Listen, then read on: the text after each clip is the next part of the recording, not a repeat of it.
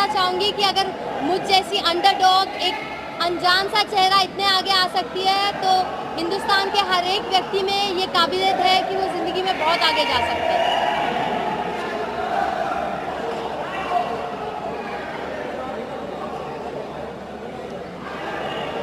यार मेरे बंदे को भेज दो Sanjay, but he should not get affected by the crowd यार। संजय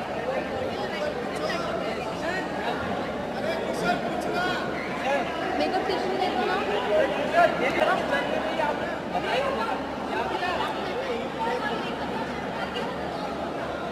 क्या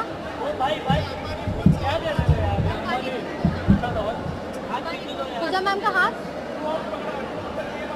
मुझे उस गेम में सही मार्गदर्शन चाहिए था, सही दिशा चाहिए थी, और उनके साथ मैं सोच कर नहीं आई थी कि मैं दोस्त बनाऊंगी और ऐसे दोस्त बनाऊंगी या किसी से मार्गदर्शन लूंगी। मैं यही सोच के आई थी कि मैं एक मैंने यही सोचा था कि मैं एक लोन वुल्फ हूँ, और पूजा मैम की भी वही साइकोलॉजी थी, तो हम काफ़ी इजीली कनेक्ट कर पाए। और धीरे धीरे मैंने रियलाइज़ किया कि अगर मैं उनके फुटस्टेप्स पर चलूँगी तो मेरे लिए बेहतर होगा, ना ही गेम में बल्कि पूरी ज़िंदगी में। दीपिका, आप कितना खुश हो?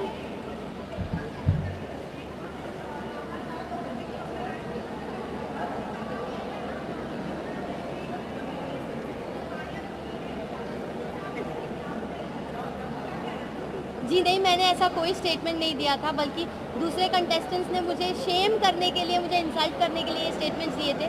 तो डॉली बिंद्रा ऑफ कोर्स बहुत ही आउटस्टैंडिंग पर्सनालिटी रही है बिग बॉस की हिस्ट्री में। उनके सीज़न का विनर कौन था शायद मुझे याद नहीं, बट डॉली बिंद्रा ज़रूर याद है।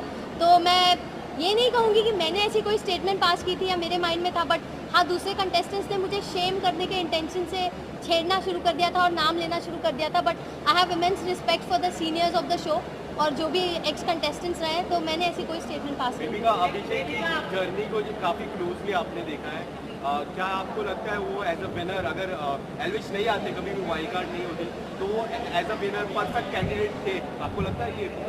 वेल, अगर आप मुझसे पूछे ऑन अ पर्सनल नोट, तो मैंने उसमें एक विनर और लीडर का पोटेंशियल या फिर वो पर्सनालिटी नहीं देखी थी।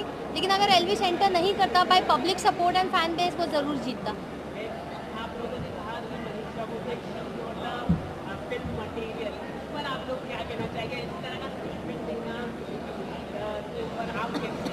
मैं और पूजा मैम ये बात कर रहे थे, and I be very honest कि वो काफ़ी एक्साइटमेंट जता रही थी, शो ऑफ कर रही थी कि फिल्मों में ऑलरेडी उसके पास इतना काम है ये वो।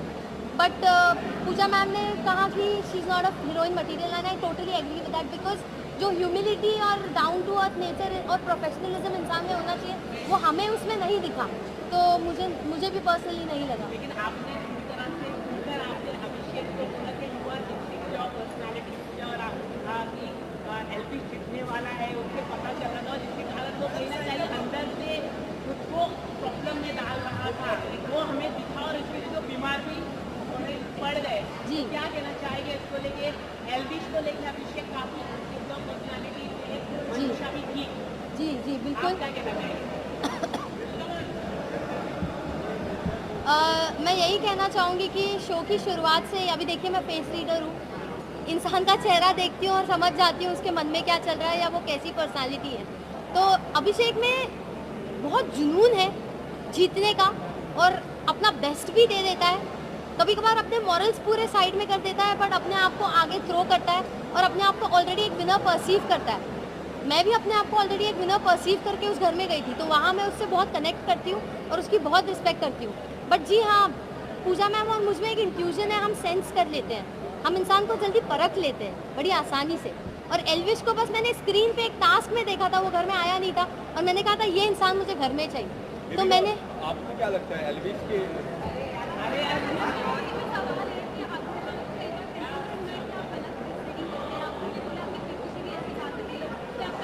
देखिए, अभी फेस रीडिंग का एक रूल होता है कि आपको सच बोलना है। अब वो सच कड़वा भी होता है और कभी मीठा भी होता है। तो जिसको अपने बारे में बोली गई चीज़ या बात पसंद नहीं आती, वो उसे अक्सर गलत समझते हैं और ईगो में आके और अपनी सेल्फ रिस्पेक्ट पे आ जाती है, तो हाइपर हो जाते हैं और अभिषेक का उसमें रिएक्शन सबसे ज़्यादा दिखा है। तो मुझे नहीं लगता है कि मैं गलत फेस रीडिंग करती हूँ। हाँ, एस्टिमेशन मेरे थोड़े इधर उधर हो सकते हैं, वो भी बहुत छोटे मात्रा में, बट गलत तो नहीं कह सकती क्योंकि इवेंचुअली वक्त के साथ ही आपको पता चलेगा। एल्विश में मैंने हमेशा पोटेंशियल देखा था और मैं हमेशा सोचती थी एल्विश जीतेगा कंपेयर टू अभिषेक, तो वो हुआ है।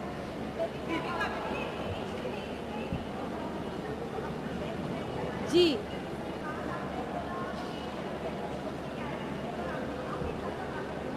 जी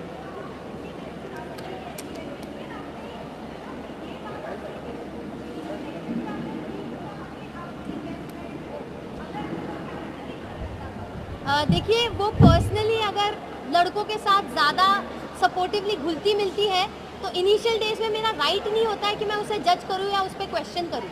मैं एक कंप्लीट स्ट्रेंजर थी, वो एक कंप्लीट स्ट्रेंजर थी और वो उसका यूएसपी है, उससे उसने अपना पूरा करियर बनाया है। जहाँ पे मैंने ये नहीं कहा तेरा कैरेक्टर गंदा है, मैंने ये कहा कि तू लड़कों के साथ मेल फ्रेंडशिप को ज़्यादा वैल्यू देती है और फीमेल फ्रेंडशिप्स की तेरी नज़रों में कोई कदर नहीं, और तू हमेशा लड़के लड़के करती रहेगी तो जो फीमेल फ्रेंडशिप में जो पावर और जो एसेंस होता है ना वो तू गवा देगी।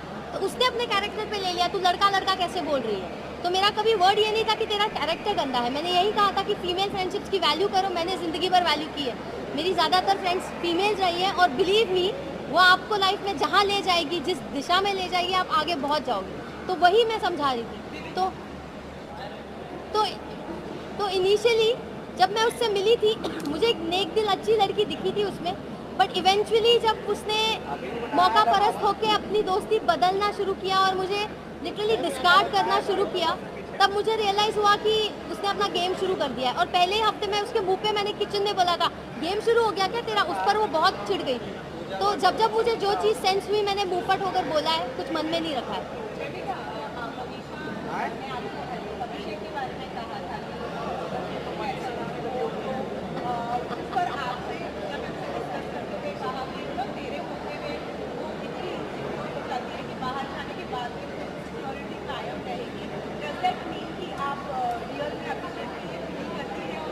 क्या आगे जाके आप देख शादी तो देखिए, अभिषेक के साथ मेरी बॉन्डिंग काफ़ी टॉक्सिक रही है, वो पूरी दुनिया ने देखा है। और अभिषेक की जो पर्सनालिटी है ना वो इतना डोमिनेंट, इतना एग्रेसिव और ओपिनियनेटेड है, और मैं भी डोमिनेंट, एग्रेसिव और ओपिनियनेटेड है, उसमें मुझे बहुत सिमिलैरिटीज़ है। तो दो स्वॉर्ड्स, दो तीर कमान एक साथ रहेंगे तो युद्ध तो होगा, घमासान युद्ध होगा। तो अगर वो उस युद्ध के लिए तैयार होता तो वो मुझे अप्रोच करता। बट ऐसे मर्दों को ना अक्सर वो चुपचाप रहने वाली, थोड़ी मंदबुद्धि सी, थोड़ी शांत स्वभाव की, थोड़ी हाँ में हाँ मिलाने वाली लड़कियां पसंद आती हैं। तो मुझे नहीं लगता मैं किसी को पसंद आऊँगी जो ऐसे मर्द होते हैं। मुझे नहीं लगता मैं अभिषेक को पसंद हूँ। तो उस एंगल में मैंने कभी सोचा नहीं है। Last question. माफी भी मांगी लेकिन आप आपने माफी नहीं दी, ऐसा क्यों? आपने बेटा आपको वैसे कोई नहीं है, लेकिन आपने अंदर माफी नहीं दी।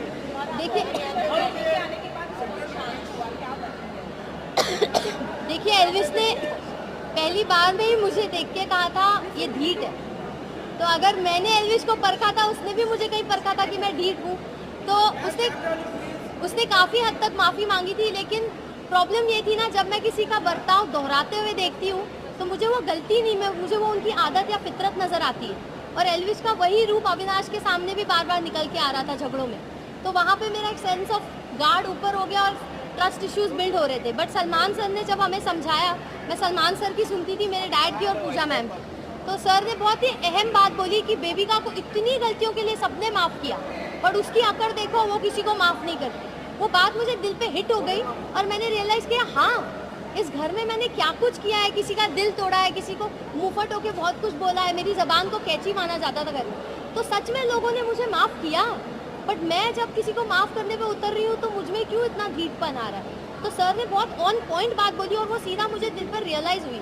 तो तब जाके मैंने सोचा कि नहीं यार, अब मुझे इतना मीन और इतना ढीठ नहीं बनना चाहिए। और आपने सलमान खान के साथ हर हफ्ते आप रहे, हाँ। तो सलमान की फेस रीडिंग करके उनकी शादी कब होगी ये बता दीजिए। देखिए, सलमान सर को ना एक गृहिणी की ज़रूरत है, तो उन्हें जिस दिन वो गृहिणी, वो नेक दिल औरत मिल जाएगी जो उनके माँ के दिल में जगह बना पाएगी, उस दिन वो ज़रूर शादी करेंगे। लेकिन वो इस इच्छा को अंदर रखते हैं, जाहिर नहीं करते। तो अब वो सलमान सर है भाई, वो भगवान है, वो मेरे गॉडफादर रहे। उन्होंने कितनी बार मेरे लिए शो में स्टैंड लिया है। जैड का इशू हुआ तब स्टैंड लिया, एल्विश का इशू हुआ तब स्टैंड लिया। तो उन्होंने मुझे एक